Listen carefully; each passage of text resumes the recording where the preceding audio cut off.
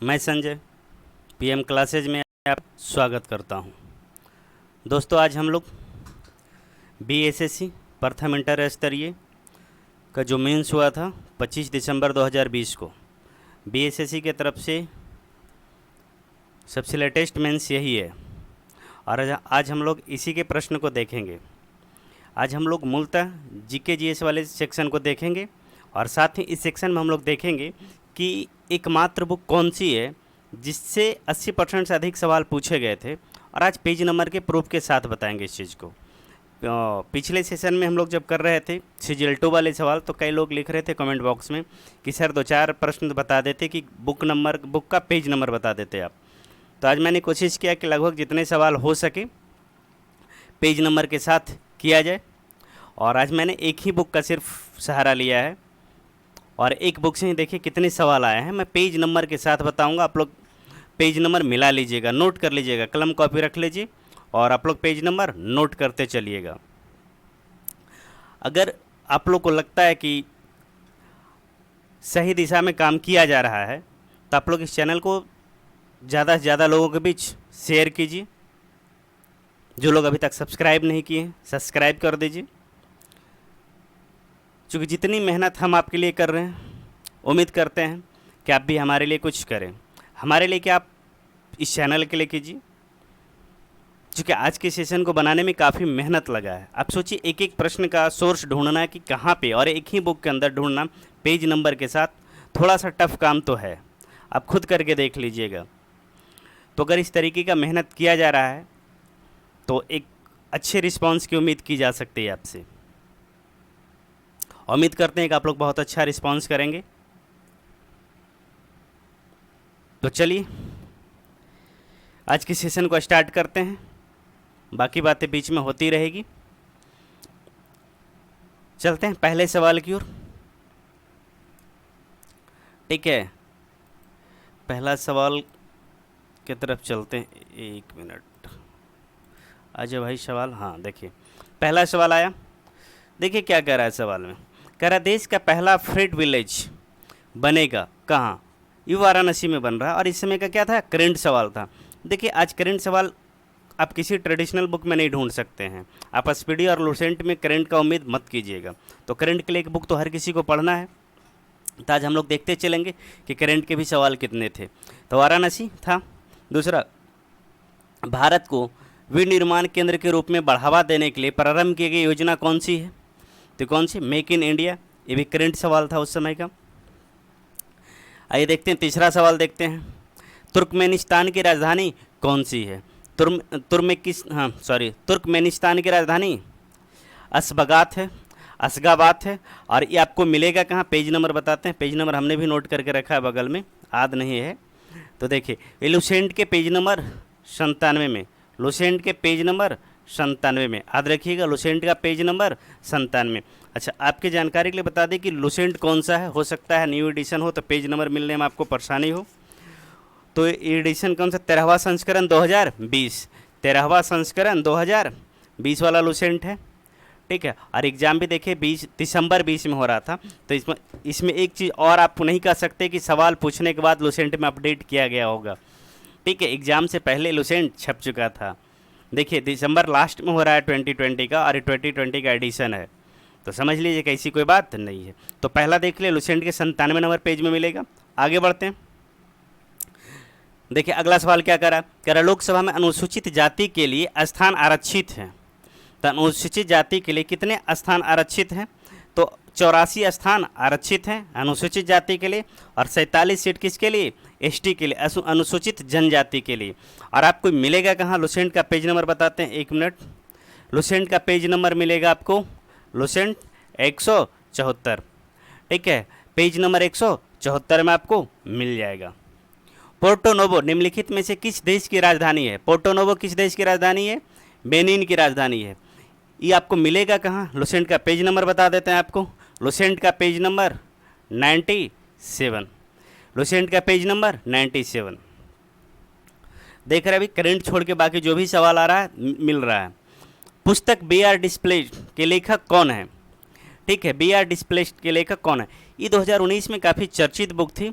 मलाला यूसुफजई की उस समय की करेंट बुक थी, शरणार्थी लड़कियों के बारे में या महिलाओं के ऊपर लिखी गई किताब थी, तो ये भी उस समय का करेंट था। ठीक है, आगे बढ़ते हैं हम लोग। और अगला सवाल देखते हैं, जापान का कौन सा बंदरगाह रेशम बंदरगाह के नाम से जाना जाता है? ये क्या है? योकोहामा। योकोहामा जो बंदरगाह है वो रेशम बंदरगाह के नाम से जाना जाता है। वास्तविकता ही कि लुसेंट में मिला नहीं कहीं, लेकिन लग रहा है कि कहीं पे एसपीडी में पढ़ने को मिला है। ठीक है, 100% गारंटी के साथ तो नहीं कह सकते, लेकिन एसपीडी में कहीं इसकी चर्चा है, शायद धुंधला ऐसा है, तो आप इसको छोड़ सकते हैं कि ना ही एसपीडी ना ही लुसेंट में। एक सवाल मान लेते हैं बाहर से आ गया। ठीक है, आगे बढ़ते हैं। निम्नलिखित में से कौन सा भारत के तट पर स्थित सबसे गहरा स्थलबद्ध एवं समुचित सुरक्षा युक्त बंदरगाह है?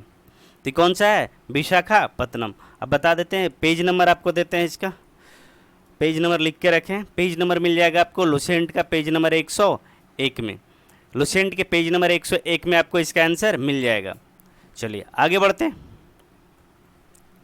देखिए, इसको पेज नंबर बताने का मतलब ये नहीं है कि मतलब एक ही बुक पढ़ लेने से हो जाएगा, लेकिन मेरा कहना है कि एक बेस बुक तो होना चाहिए जिस पे आप फोकस कर सकें, और वो बेस बुक शुरू से बता रहा है आपको। बुक लिस्ट में मैंने कहा था कि लुसेंट और एसपीडी को बेस रखिए, बाकी बात हम लोग सेट करेंगे।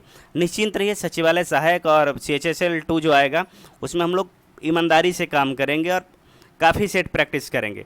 आप लोग साथ जुड़े रहिए। टारगेट स्कोर का 130+ रखना है, इससे नीचे सोचना ही नहीं है। ठीक है, इससे नीचे सोचना ही नहीं है।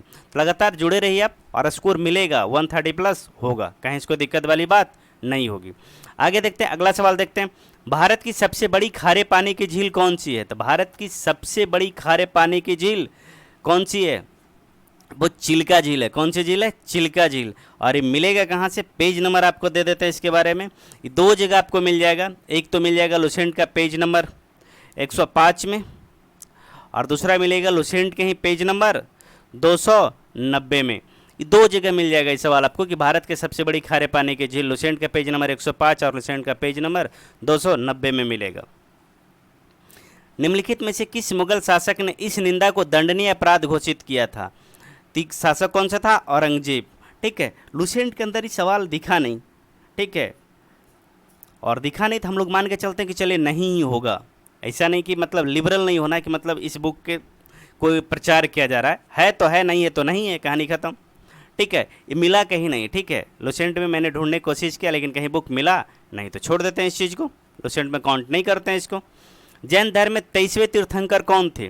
तो जैन धर्म के 23वें तीर्थंकर अपने पार्श्वनाथ साहब थे, और ये मिलेगा आपको कहाँ पे? पेज नंबर बता देते हैं लुसेंट का पेज नंबर 7।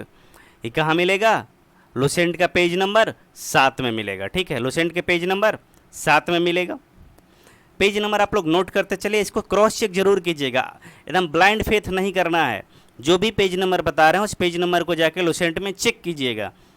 ठीक है, किसी पे आंख बंद कर भरोसा नहीं करना है, वास्तविकता को चेक करना बहुत ज़रूरी है।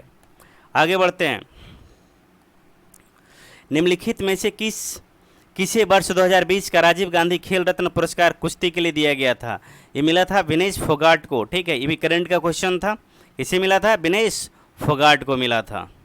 आगे बढ़ते हैं। निम्नांकित में से कौन सा मृत ज्वालामुखी है? तो मृत ज्वालामुखी कौन सा है? माउंट पोपा।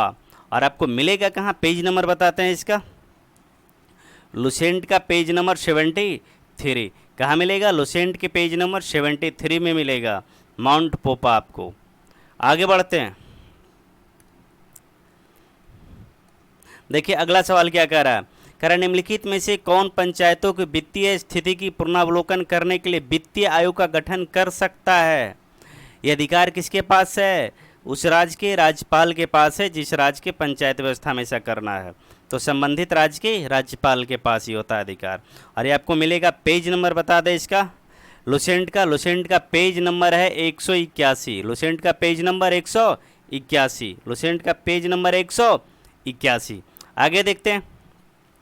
कोरोना रोग कोविड-19 का पहला केस भारत के किस राज्य में मिला था? काफ़ी हाईलाइटेड था, केरल में पहला बार केस मिला था, और उस समय का क्या है? करंट का क्वेश्चन है। आगे बढ़ते हैं हम लोग। किस संस्थान ने 2020 का नोबेल शांति पुरस्कार जीता था? 2020 का शांति नोबेल पुरस्कार विश्व खाद्य प्रोग्राम को मिला था, विश्व खाद्य प्रोग्राम को मिला था। ठीक है, ये भी करंट का क्वेश्चन था। प्रत्येक वर्ष डैश को विश्व पर्यावरण दिवस मनाया जाता है। तो प्रत्येक वर्ष विश्व पर्यावरण दिवस कब मनाया जाता है? 5 जून को। अब 5 जून वाला ही मिलेगा आंसर। लुसेंट में कहाँ आपको पेज नंबर बताते हैं इसका, इसका पेज नंबर है लुसेंट का 299।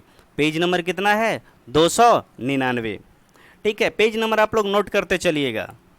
आगे बढ़ते हैं। सविनय अवज्ञा आंदोलन किस घटना से पहले घटित हुआ? सविनय अवज्ञा आंदोलन किस घटना से पहले घटित हुआ था? तो पूर्ण स्वराज की घोषणा कब हुई है? 1929 के लाहौर अधिवेशन में। दांडी मार्च आपको कब हो रहा है? तो दांडी मार्च आपको स्टार्ट हुआ था मार्च महीने में। मार्च महीने में कब? 1930 में। गांधी इरविन समझौता कब हो रहा है? 1931 में। क्रिप्स मिशन कब आ रहा है? 1942 में। और सविनय अवज्ञा आंदोलन कब स्टार्ट हो रहा है? तो सविनय अवज्ञा आंदोलन देखिए, जब दांडी मार्च लास्ट होता है ना, तो वही 6 अप्रैल को, ठीक है, 6 अप्रैल 1930 को ही दांडी पहुंचकर सविनय अवज्ञा आंदोलन की घोषणा की जाती है गांधी जी के द्वारा। तो अब देखिए किस घटना से पहले हुआ था? तो देखिए मार्च 1930 ये तो हो ही नहीं सकता था। पूर्ण स्वराज 1929 ही तो पहले हो गया। अब इसके बाद कौन सा घटा था? तो गांधी इरविन समझौता 1931, यानी 31 से पहले घटा था। अब कृष्ण मिशन 1942, ये तो बहुत पहले हो गया। ठीक है, तो इनमें से अगर पहले की बात किया जाए किससे? 1931।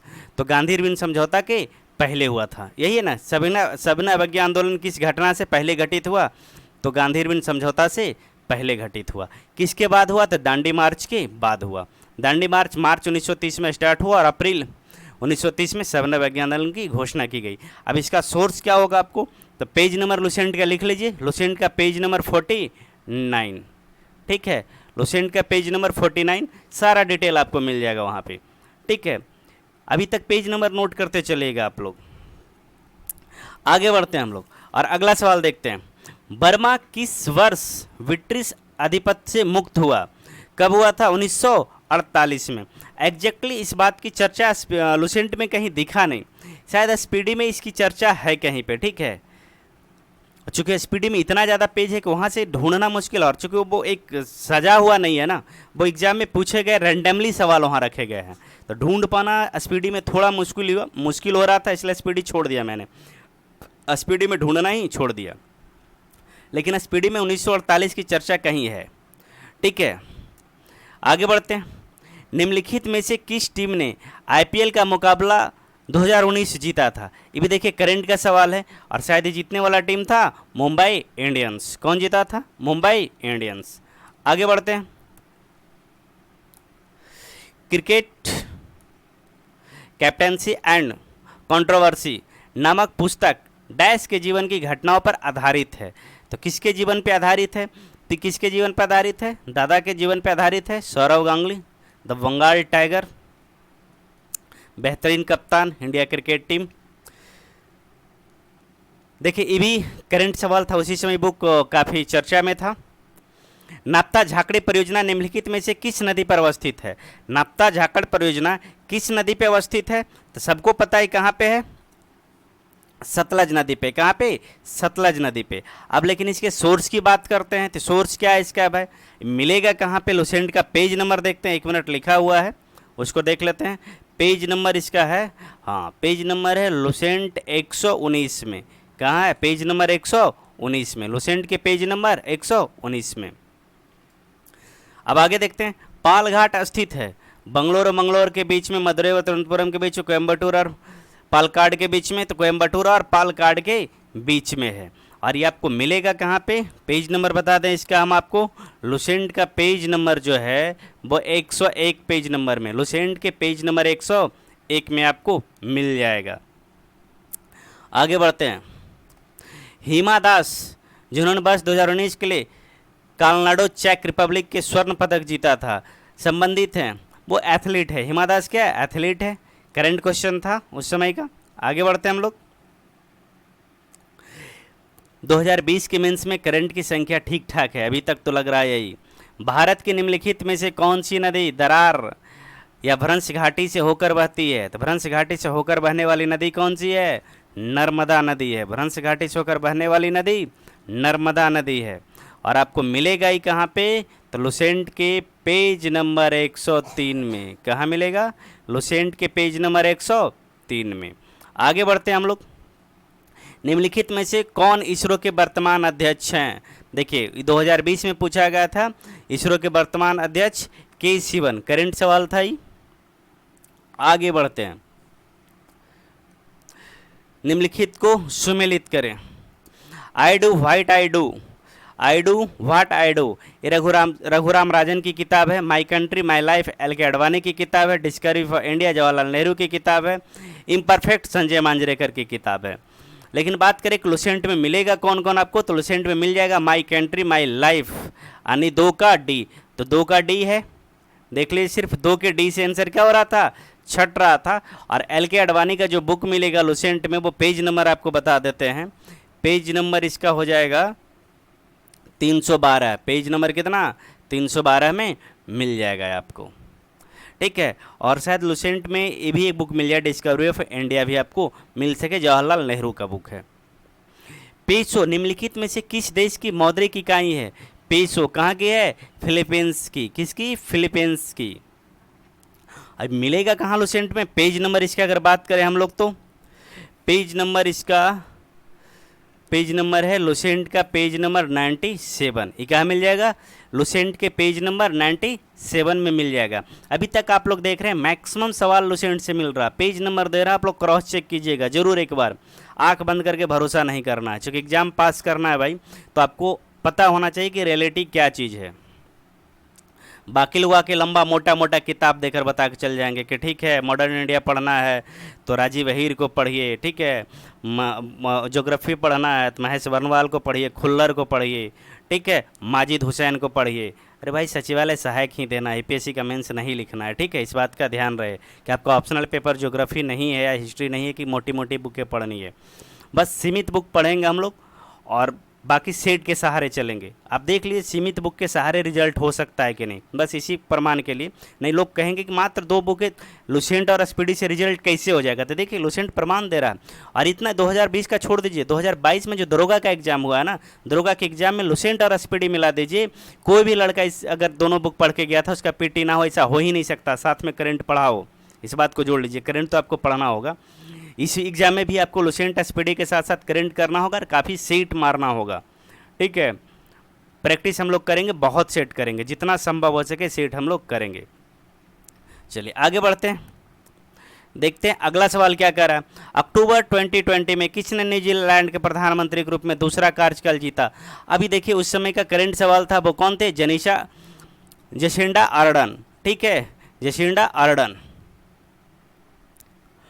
ठीक है। आगे देखते हैं, महिला उद्यमियों को सूक्ष्म वित्त उपलब्ध कराने वाली योजना कौन सी? तो महिला समृद्धि योजना, ये भी करंट योजना था उस समय। किस प्रधानमंत्री द्वारा 73वां संविधान संशोधन विधेयक लोकसभा में प्रस्तुत किया गया?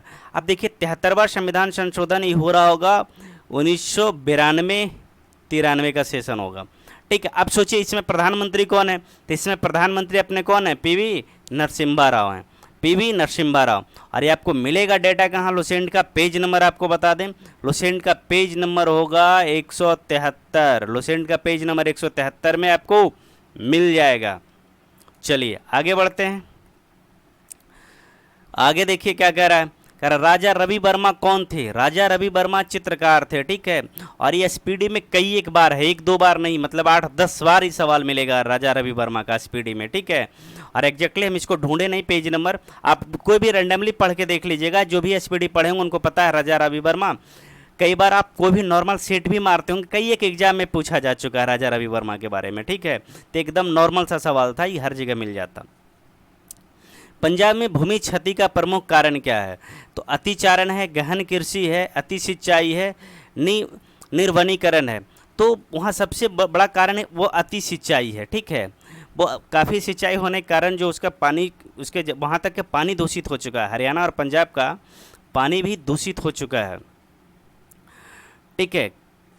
आगे बढ़ते हैं, और ये आपको मिला कहीं नहीं, ठीक है, ना ही लुसेंट में मिला, और एसपीडी में ध्यान है या नहीं नहीं कह सकते, होगा भी तो हमको ध्यान नहीं है, ठीक है। और जो भी बात है यहाँ सत्य बात होगी। निम्नलिखित में से किसने तीनों गोलमेज सम्मेलनों में भाग लिया था? तो तीनों गोलमेज सम्मेलन में भाग लेने वाले इकलौते व्यक्ति ने इनमें से कोई एम.के. गांधी और राजमाली में से कौन थे? बाबा साहब भीमराव अंबेडकर थे। और चूंकि ये दलित के तरफ से हर बार प्रतिनिधित्व किए थे, तीनों बार किसके तरफ से गए थे? दलित नेता के रूप में गए थे। और एक मिलेगा आपको, पेज नंबर बता देते हैं लुसेंट का। लुसेंट के पेज नंबर में मिलेगा 49 में, लुसेंट के पेज नंबर 49 में मिलेगा। आगे बढ़ते हैं। कह रहा निम्न में से कौन सा एक में सुमेलित नहीं है? संविधान निर्मात्री सभा और अध्यक्ष, ठीक है, समिति और उसके अध्यक्ष। संचालन समिति तो राजेंद्र बाबू के पास था, तो यही तो गलत हो गया, पहला ही क्या हो गया? गलत। और यही अपना आंसर भी हो गया। और ये मिलेगा आपको कहाँ? पेज नंबर बताते हैं लुसेंट का। लुसेंट का पेज नंबर मिल जाएगा, लुसेंट का पेज नंबर 162 में मिल जाएगा। लुसेंट के पेज नंबर 162 में मिलेगा। भारतीय ध्वज संहिता कब से प्रभावी हुई? भारतीय ध्वज संहिता कब से प्रभावी हुई? 2002 से। इसके पहले था कि जनसाधारण लोग अपने मकान पे तिरंगा नहीं लहरा सकते थे। 2002 के बाद ये अधिकार दे दिया गया है। और ये आपको मिलेगा कहाँ पे? लुसेंट में पेज नंबर बताते हैं, मिलेगा लुसेंट के पेज नंबर 189 में। कहाँ मिलेगा? लुसेंट के पेज नंबर 189 में। लुसेंट के पेज नंबर 189 में मिलेगा आपको। आगे देखते हैं। निम्नलिखित में से किसे प्रवासी भारतीय सम्मान 2019 से पुरस्कृत किया गया था? किनको पुरस्कृत किया गया था? राजेंद्र कुमार जोशी को शायद पुरस्कृत किया गया था। करंट का सवाल था उस समय का। उस समय का कब का सवाल था? करंट का सवाल था। 2019 से 20 में एग्जाम हो रहा था, करंट था, तो करंट सवाल तो हम लोग डेटा नहीं दे सकते चूँकि करंट बुक कोई लिए नहीं है, अभी सिर्फ लुसेंट पे हम लोग काम कर रहे हैं। भारत में सबसे लंबा समुद्र तट सी बीच कहाँ है? तो सबको पता है, मरीना बीच। और ये आपको मिलेगा कहाँ? पेज नंबर इसका बता दें आपको, मिलेगा पेज नंबर लुसेंट का 290 में। लुसेंट के पेज नंबर 290 में मिलेगा आपकी। भारत का सबसे लंबा समुद्र तट कौन सा है? मरीना बीच। आगे बढ़ते हैं। निम्नलिखित में से कौन सी समिति को प्रकलन समिति की जुड़वा बहन कहा जाता है? प्रकलन समिति का जुड़वा बहन कहा जाता है। लोक लेखा समिति को कहा जाता है। किसको? लोक लेखा समिति को। और ये मिलेगा कहाँ सवाल, उसको देखते हैं। पेज नंबर लुसेंट का पेज नंबर 190 में। अच्छा, एक बात का और ध्यान रखिए, अगर हम लुसेंट की चर्चा कर रहे हैं इसका मतलब नहीं कि ये एसपीडी में नहीं है, एसपीडी में भी है, ठीक है। सिर्फ एक बुक अभी दिखा रहे हैं कि एक बुक का क्या, अगर एक बुक पे कमांड है तब देखिए आप क्या कर सकते थे, ठीक है। और एसपीडी में भी सारे सवाल मिलेंगे, ठीक है आपको। आगे बढ़ते हैं। और एसपीडी हम लोग करेंगे, होमवर्क सेशन बहुत जल्द हम लोग स्टार्ट करने वाले हैं टेलीग्राम ग्रुप पे। टेलीग्राम ग्रुप से जो लोग ना जुड़े हैं जुड़ जाइएगा, डिस्क्रिप्शन में लिंक दे देंगे उसका। और अब वहाँ पे होमवर्क सीरीज चलेगा, लुसेंट का होमवर्क मिलेगा, एसपीडी का होमवर्क मिलेगा और उसी का फिर टेस्ट होगा, ठीक है। तो आप लोग जुड़िए और जितना कोशिश हो सकता है हम अपने तरफ से करेंगे ताकि मैक्सिमम रिजल्ट लिया जा सके। तो चलिए अगला सवाल देखते हैं हम लोग। अगला सवाल क्या कह रहा है?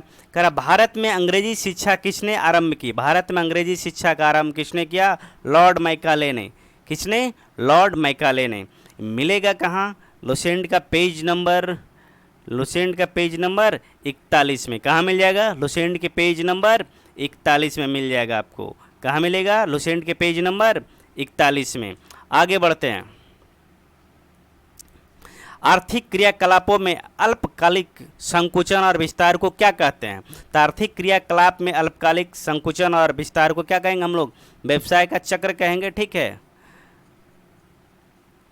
ये आपको नहीं मिला एसपीडी, और एसपीडी में तो ध्यान नहीं है और शायद नहीं है, जहाँ तक एसपीडी मेरे दिमाग में है, एसपीडी में सवाल नहीं है और इस सवाल लुसेंट में भी नहीं मिला।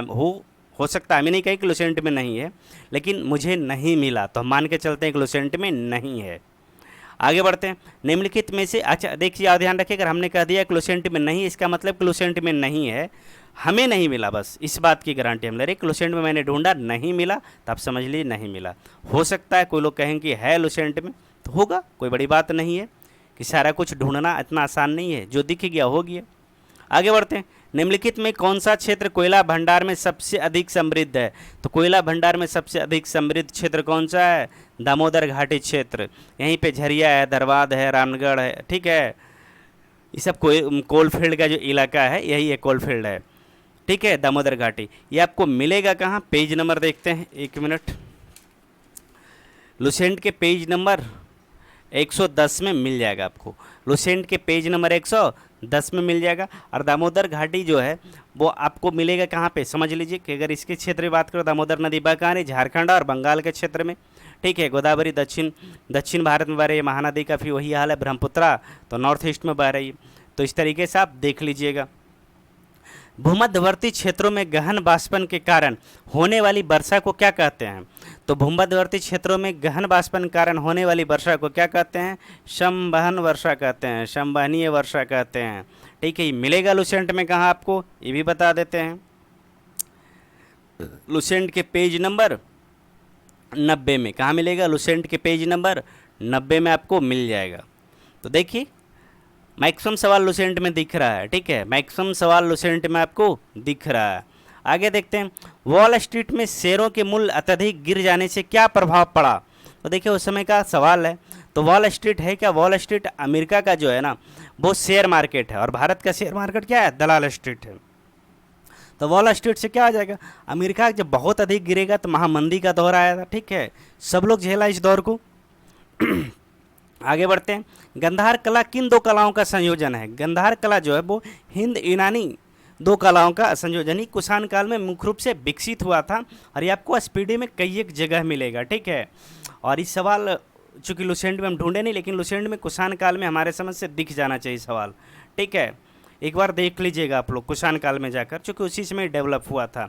और बुद्ध की पहली प्रतिमा भी शायद गंधार शैली में ही बनी थी, ठीक है। तो देख लीजिएगा एक बार, चूँकि पेज नंबर ढूंढते समय सवाल कुछ दिमाग में नहीं रहा होगा, चूँकि अचानक नज़र पड़ा इस पर। आगे बढ़ते हैं,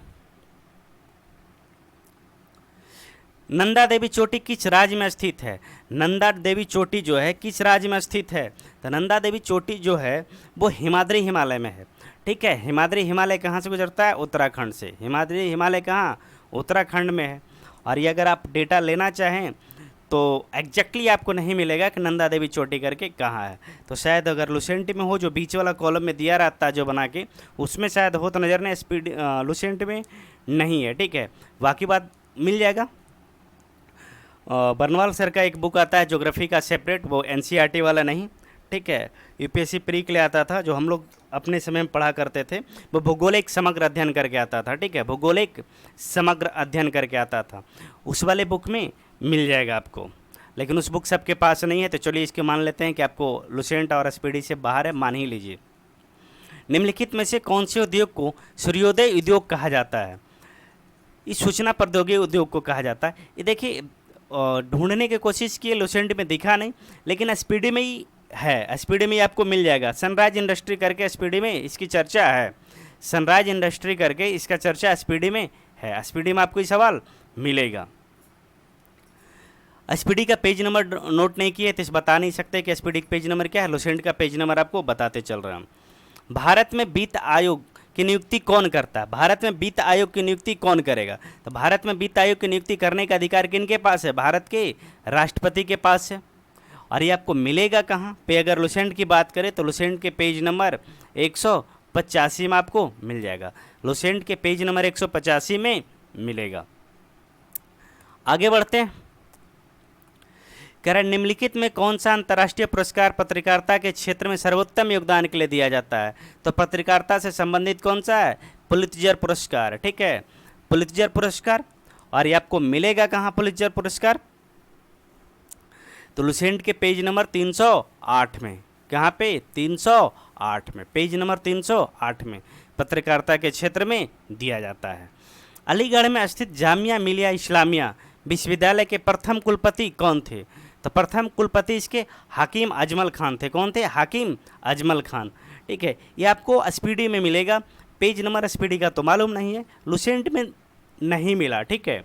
और स्पीडी में 90% संभावना है कि सवाल स्पीडी में है, कहीं पे नज़र से गुजरा हुआ सवाल है, ठीक है। तो आप इस तरीके से सोच लें कि इतने सवाल हम लोग ने देखा कि लुसेंट से पूछे जाते हैं। अगर करंट के सवाल को हटा दिया जाए तो मैक्सिमम सवाल जो आपके लुसेंट से पूछे गए थे, और वही आपको जो लुसेंट में मिल रहा था वो एसपीडी में भी मिलेगा। तो एक चीज़ तो समझ में आ गया कि लुसेंट एक बेस बुक है। लुसेंट कभी फेलवर नहीं था, ना कभी होगा। लुसेंट एक तरीके से आप समझ सके पूरे एनसीईआरटी का एक शॉर्ट नोट्स है, और बीच बीच में अपडेट करते गया होने के कारण एक बहुत बेहतरीन बुक है।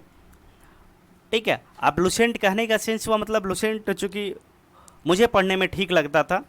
बाकी उसके पैरेलल भी किताबें हैं, क्रॉन हैं, और रंजीत सिंह की भी समान ज्ञान है, दृष्टि की समान ज्ञान है, ठीक है, किरण का समान ज्ञान है, यूनिक पब्लिकेशन का समान ज्ञान है, काफ़ी है।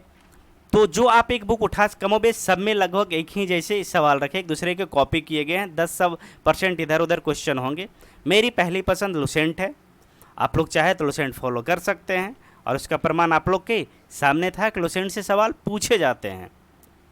ठीक है, अगर आप लोग को लगा कि सही दिशा में मेहनत किया जा रहा है, आपके हित के लिए किया जा रहा है, यहाँ से आपको फ़ायदा हो सकता है, तो आप लोग इस वीडियो को मैक्सिमम लोगों के पास शेयर कीजिए, ताकि एक बेहतरीन व्यू आए, ताकि मेरा हौसला बढ़ सके। क्योंकि देखिए, क्रिएटर का जो भी है, या आपके पास जो भी ट्यूटर हैं, ठीक है, मेंटर हैं, वो देखते हैं कि कितने लोगों तक हमारी बात पहुंच रही है। क्योंकि काफ़ी मेहनत करके कंटेंट तैयार किया जाता है, अगर वो सीमित लोगों तक रह जाए तो थोड़ा सा दुख होता है। ठीक है, अगर हम मेहनत कर रहे हैं तो आप लोगों तक फैलाइए। अगर अच्छा लगे तो, अगर आपको कहीं भी कुछ दिक्कत लगे, कोई सुझाव हो, तो आप तो टेलीग्राम ग्रुप में आप लिख सकते हैं, या फिर यहीं कमेंट बॉक्स में आप लिख सकते हैं। ठीक है, बाकी आप लोग तो खुद समझदार हैं, भविष्य के सचिवालय सहायक हैं, और सचिवालय सहायक नहीं, हम तो कहते हैं अब सहायक प्रशाखा पदाधिकारी हैं। सचिवालय सहायक नाम चेंज होना चाहिए, इसका नाम ASO होना चाहिए, असिस्टेंट सेक्शन ऑफिसर, जिसको हिंदी में सहायक प्रशाखा पदाधिकारी कहा जाता है। चूँकि एक प्रमोशन के बाद ये लोग प्रशाखा पदाधिकारी ही बनते हैं। तो उम्मीद करते हैं कि आप लोग इस वीडियो को काफ़ी शेयर कीजिएगा, और जो लोग अभी तक सब्सक्राइब नहीं किए हैं वो सब्सक्राइब कर देंगे, और जो लोग सब्सक्राइब कर चुके हैं और लाइक शेयर जम के कर रहे हैं उनको बहुत बहुत धन्यवाद। तो चलिए, आज का सेशन हम समाप्त करते हैं। आज सभी लोगों का धन्यवाद करते हैं।